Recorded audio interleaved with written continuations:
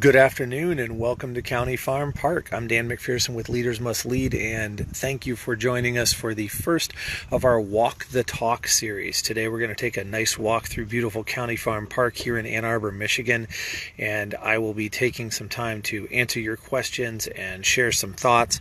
I look forward to hearing from you, and if you're just joining us, please make sure that you share this out there so that others can jump in as well.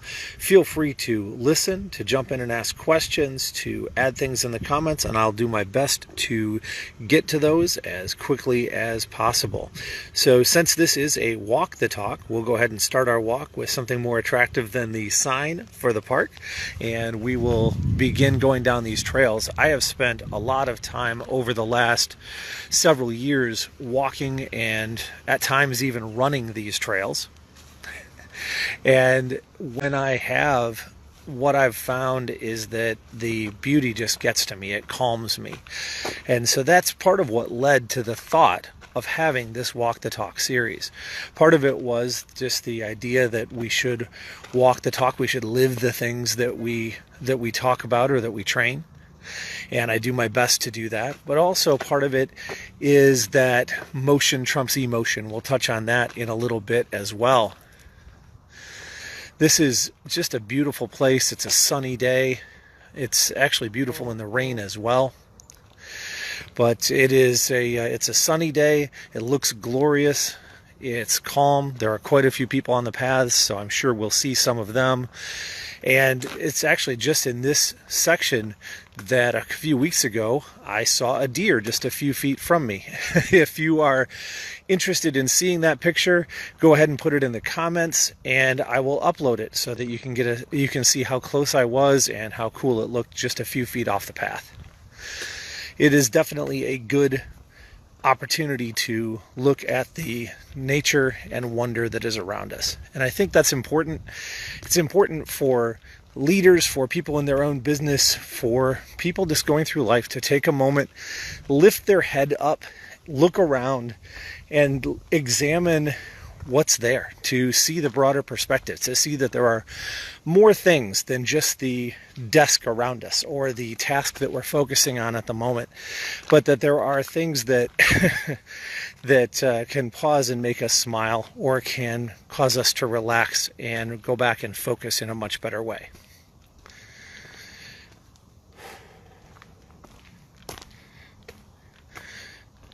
So as we're getting started with this first episode, and we will do at least 3, I'm committed to trying at least 3 of these in different locations around Ann Arbor or the Ann Arbor area. I'm open to locations. If you guys have some, feel free to suggest them. I'm willing to drive a little bit for it, but looking for somewhere that is picturesque, that you wouldn't mind as you were sitting at your desk or you were in an office looking and saying, hey, I'd like to see that and feel the calm that comes from it.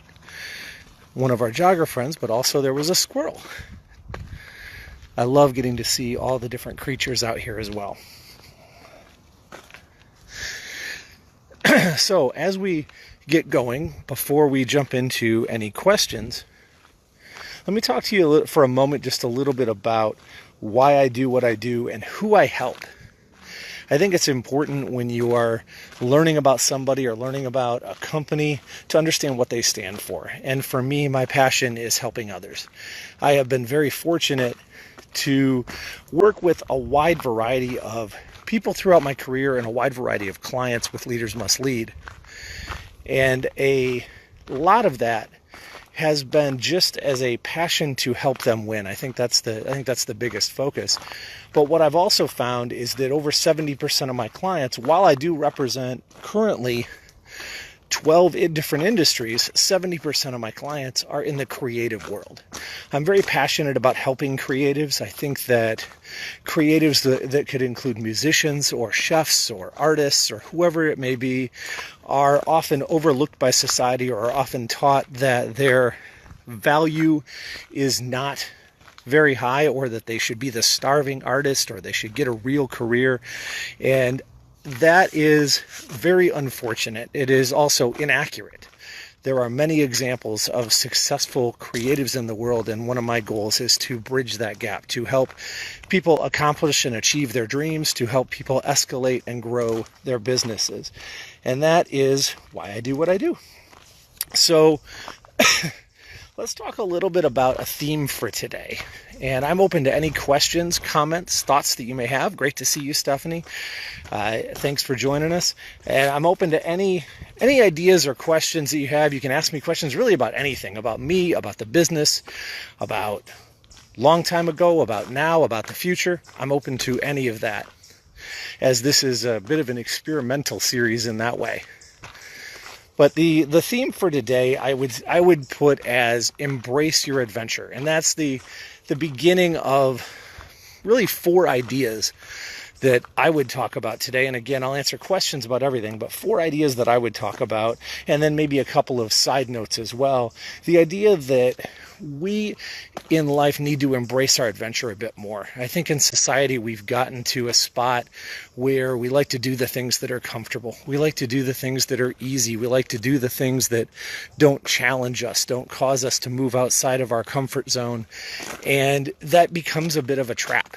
It becomes something that it's like the walls yellowing around you. You don't even notice it happening. But then when someone asks you, when's the last time you did something new or something different or something challenging, you don't have a good answer. And you just pause and look at them and think, well, I've always wanted to do a lot of things, but I'm not doing them.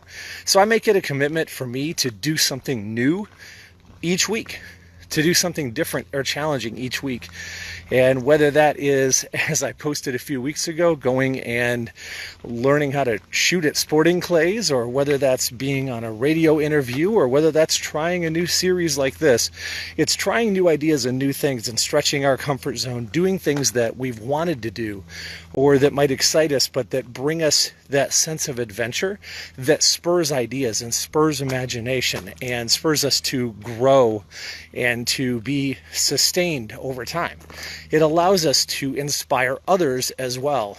And if we don't take the moment and pause and embrace that adventure, then we lose the opportunity to do that.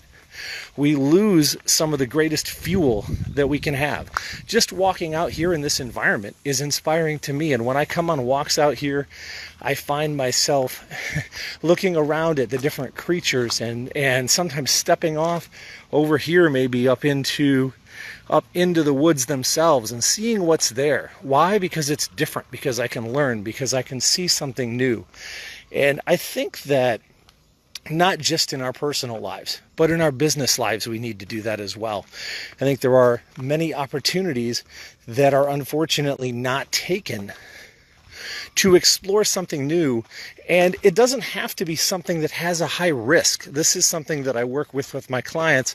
I think they get nervous about trying something new because it might not work. It might not work is fine. Evaluating, oh, there's a bunny. Gained another friend on our walk. I really do love the wildlife out here. But when you try something new, it is a little bit about evaluating the risk. I don't want to go try skydiving without a parachute. The risk does not make sense. However, trying something like what we're doing here, the risk for me is a little bit of embarrassment and it not going super well. But the possibility that I could help a large number of people, that I could answer questions in a way that is comfortable and convenient, that I can share something that I love, the beauty of nature, with them, and I get more exercise. So all of those things are good. The risk is low, and the possibility of success is pretty good, but I still have to step outside of my comfort zone.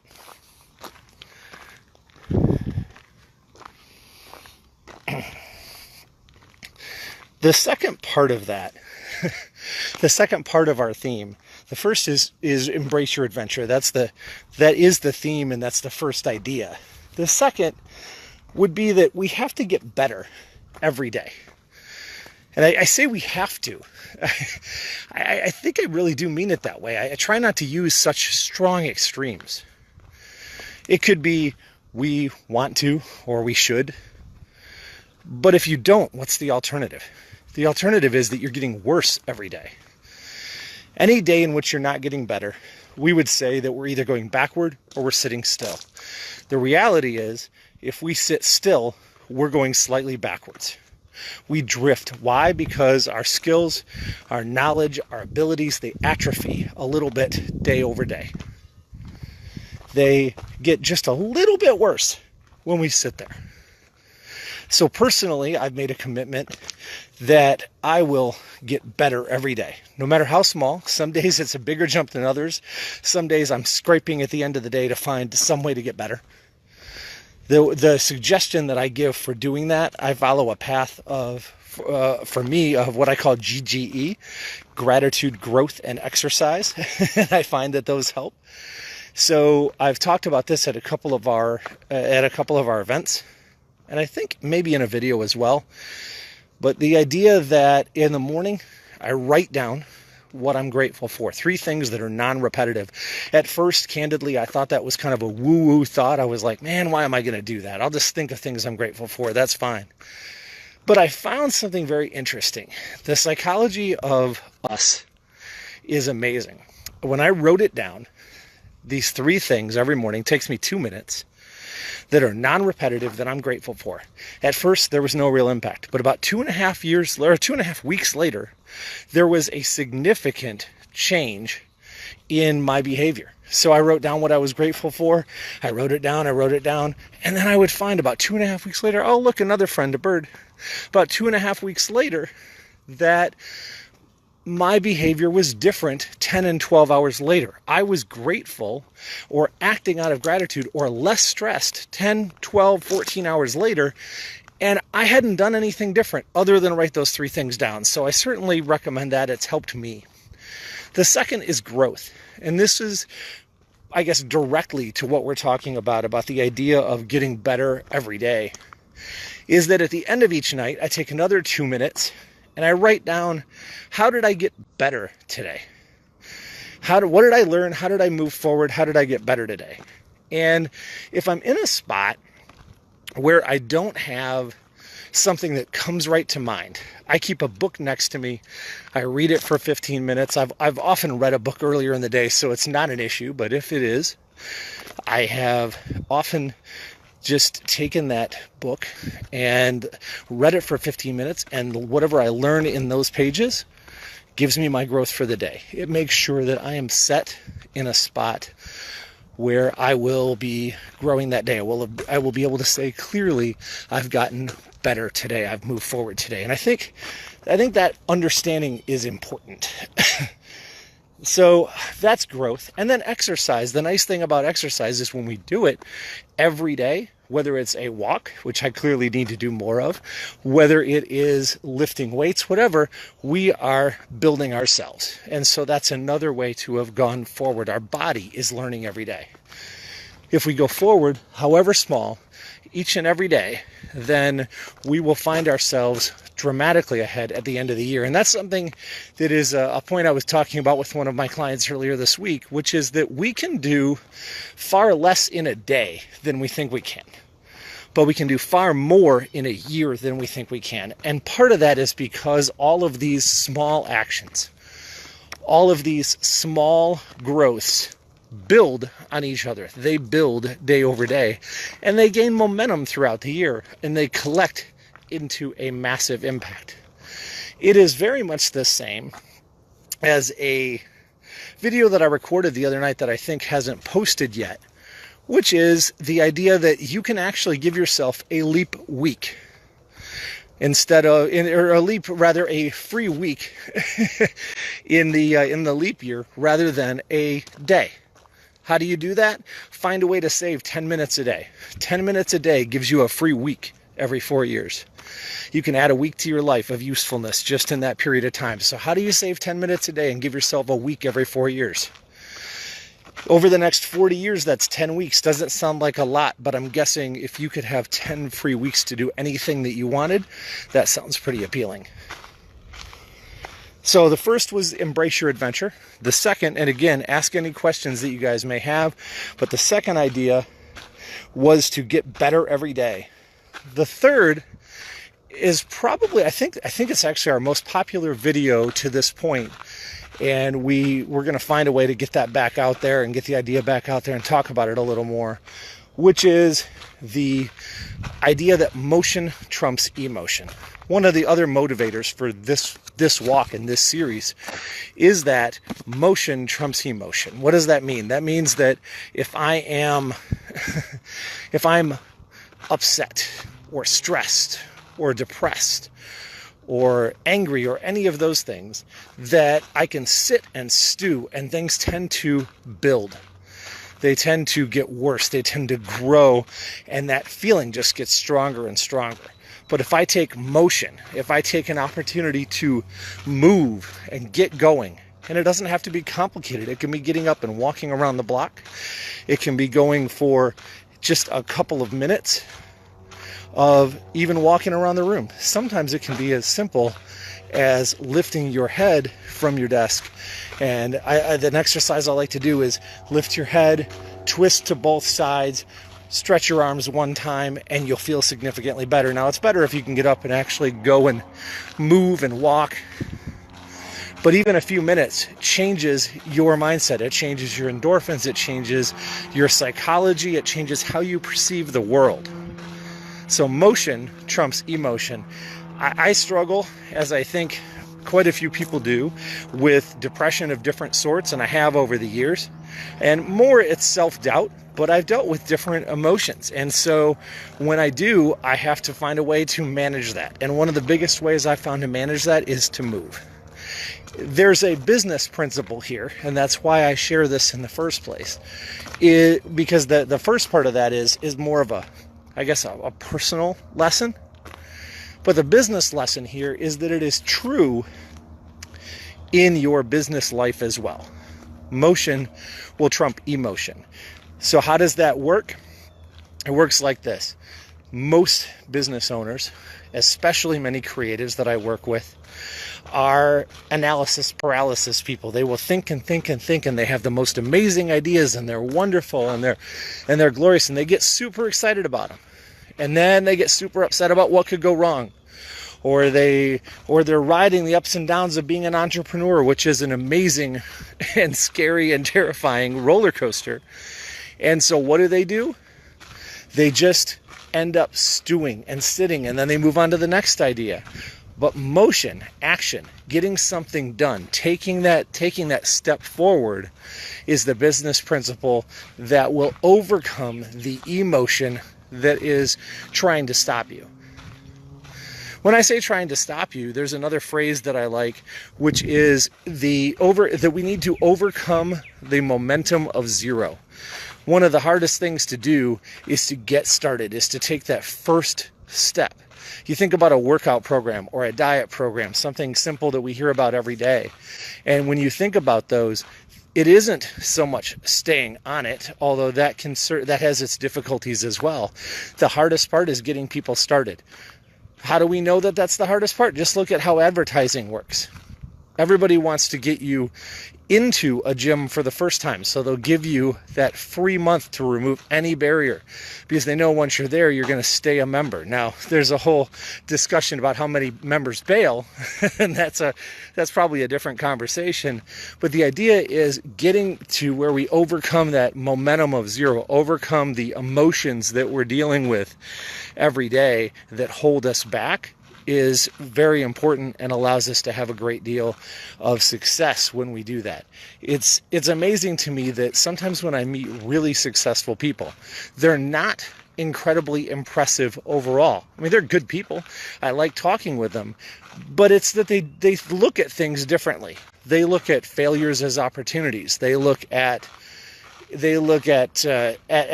different situations and just take action. That's their default. And being able to change those defaults allows average, normal people to become incredible, exceptional people without changing the fundamentals of who they are. So that's a challenge that I would give to each of you, is the opportunity to make those changes in your world. The fourth part of our four-part theme series here of embracing your adventure, getting better every day, motion trumping emotion, is that one of the ways to get better every day and to help have that momentum that causes your emotion to get trumped is to have really good training partners and really good teachers. Last night, I was at our karate school, and I'm very thankful for the amazing people both there and at the jiu-jitsu school that I go to. The teachers are compassionate, they're passionate, they're experts at what they do, they care about the people that they're around, and it is easy to learn from them. They are great and wonderful people. And so that is something that allows me to step in and do things that I am less comfortable with and that I am maybe less good at. When I started in karate 5 years ago as a 40-year-old adult, it was pretty scary for me. I don't love physical performance. I like being able to speak to groups, but getting out there and performing physically has never been a strength nor really a strong desire of mine. And when I went out there, what I found was that I had to overcome a lot of different things, and that I needed someone to help me feel comfortable. I needed a teacher I could trust, and that's something I'm very fortunate that I had there. So who we look to as a teacher, as a mentor, makes a huge difference in our opportunity for success. But there's a second part, which is that our training partners will push us forward. If we have the right training partners, we will be motivated to do more. If we have the wrong ones, then we will be not only not motivated to do more, we might be encouraged to do less. So how you pick your training partners, or those that you work with in business, or those that you are around all the time, is a key component for you going forward of how likely you are to be not just successful initially, because your own desires, your own knowledge may push you forward into that. But it's a key component of how successful or of how consistent you will be. So having training partners and a teacher that you can trust will show you a lot. Oh, adorable little kids.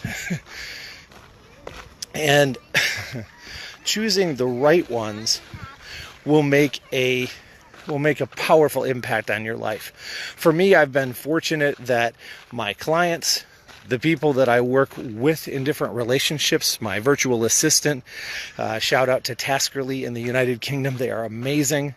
The different partners that I've had in helping to set up events, the people that I work with are all good training partners, and I choose very carefully to work with them because I know how much that matters. So be thankful for it if you have good ones.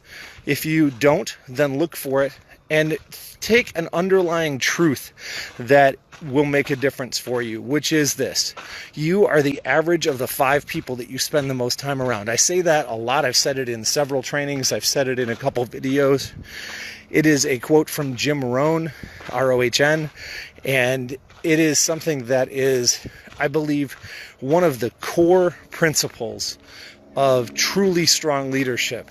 Understanding that you become the average of the 5 you spend the most time around. So choosing consciously who you're going to be around, that really supports this idea of good training partners, of good teachers, of whoever they may be, but making sure that you are around people who will drive you to do more, who will help you get outside of your comfort zone without being demanding in the wrong way, without being overly critical, but being supportive and doing things for the right reasons in the right way. Those things are helpful. But you also want someone who's compassionate and passionate about what they do and has knowledge and drive and similar goals to you. Find those people and you will become the success that you want to be. You will be far more likely to grow. One common question I get when discussing this, though, is an important one, which is, how do I change the people that I'm spending the most time with? How do I discern that? Do I need to cut them off? Do I need to cut a bunch of people out of my life? Because that can feel very negative. My answer to that is generally no. There's no need to cut someone out of your life directly, the way I would approach it is this. Ask, who are the 5 people that you want to spend the most time around, that you will gain the most value from? And don't forget, by the way, that you will add value to. Because if there's anything that you do in life, adding value and bringing value on your own and giving is what happens before you truly get. So be committed to any of these partnerships or relationships that you enter into.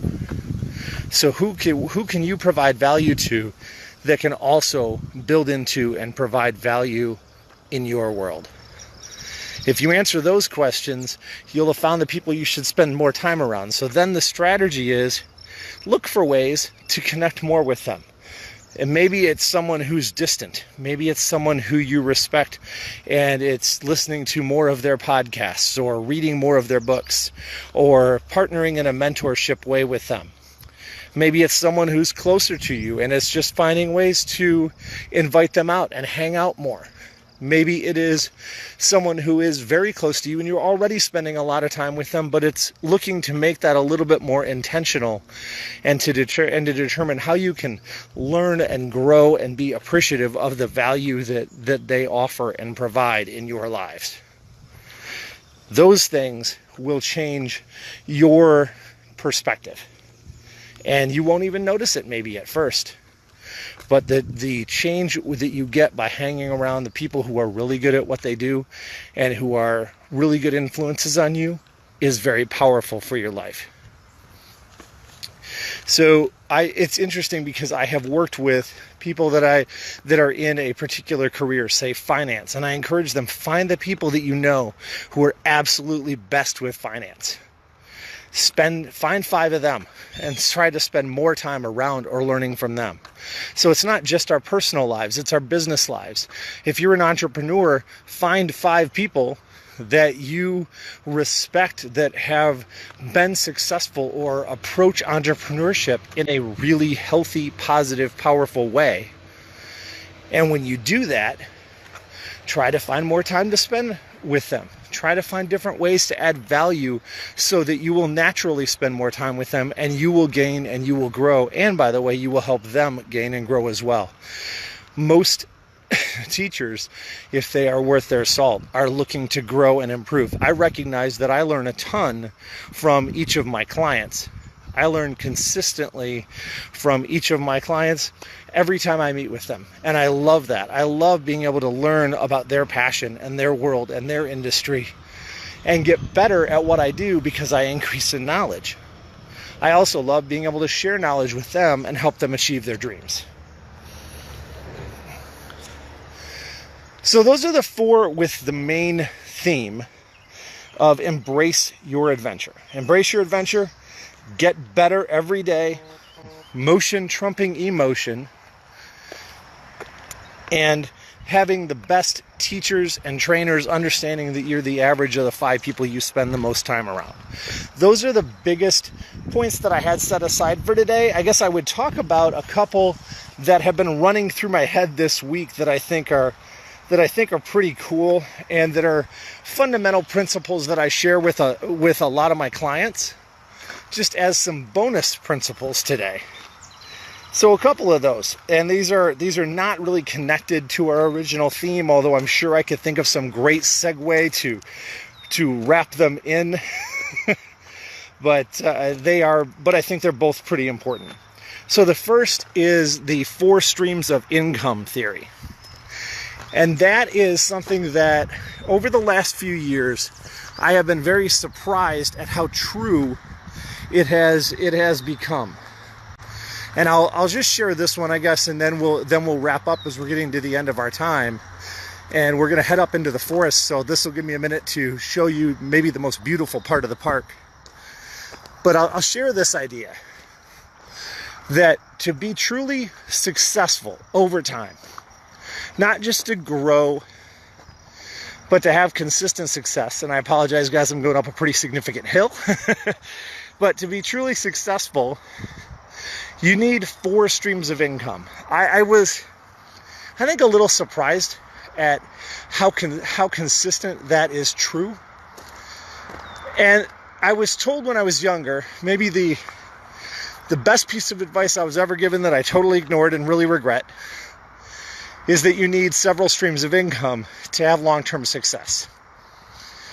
And now I found it to be completely true, and I'm just a little late to the train. But with my clients, I find that that number is 4. Why? 1 is risky. Something can happen to a job or an individual product line or an individual type of training even. 2 gives you stability. It gives you the opportunity to recover when things go wrong.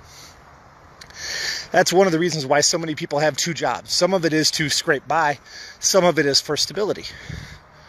So the 3 will give you the opportunity, as long as things are going pretty well, will give you the opportunity to grow. Will give you the opportunity to make a little bit of progress. And when things are going really well, that will be wonderful because it'll be a motivator and it'll feel great.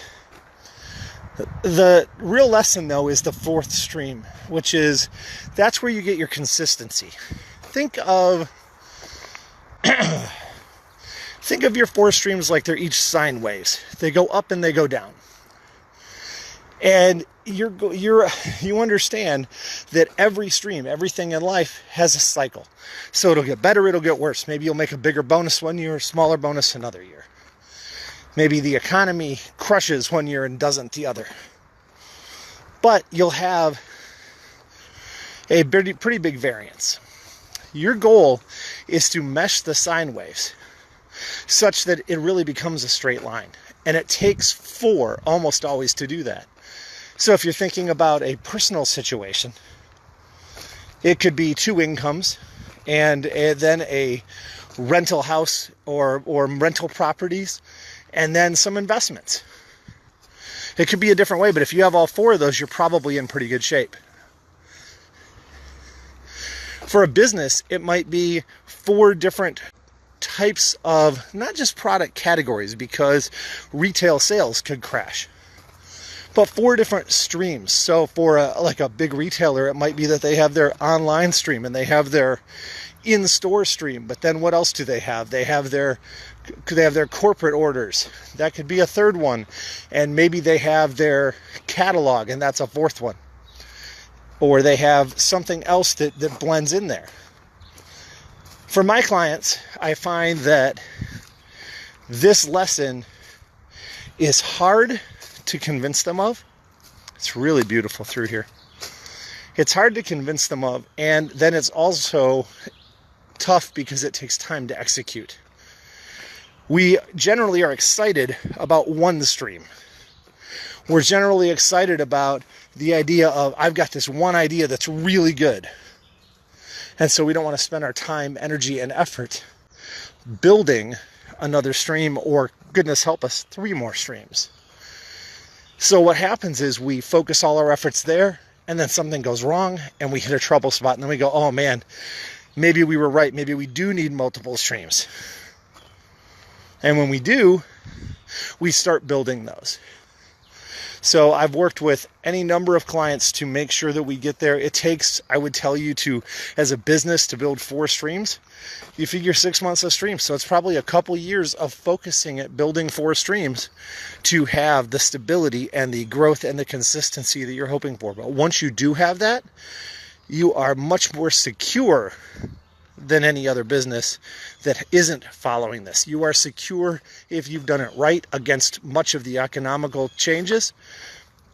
You are secure against an impact of one person leaving, because generally it isn't going to be one person that's an expert in all 4. You provide a lot of protection for yourselves in that. So that's my last bonus thought, if you will, is on the 4 streams and the importance of that. We are just coming to the end of the trail, so the timing works out pretty well. There's the parking lot up there where we started. I certainly appreciate you guys for joining us, for listening in. I look forward to chatting with you in the comments if you have other questions for now or for the next episode, or ideas of where we should go go ahead and throw those in the comments as well. I thank you guys for listening in and hanging out with us and enjoying the view. I hope you guys enjoyed seeing all the nature and the little animals and everything else that we have. And I hope you have a wonderful and glorious day. Thank you. Bye-bye.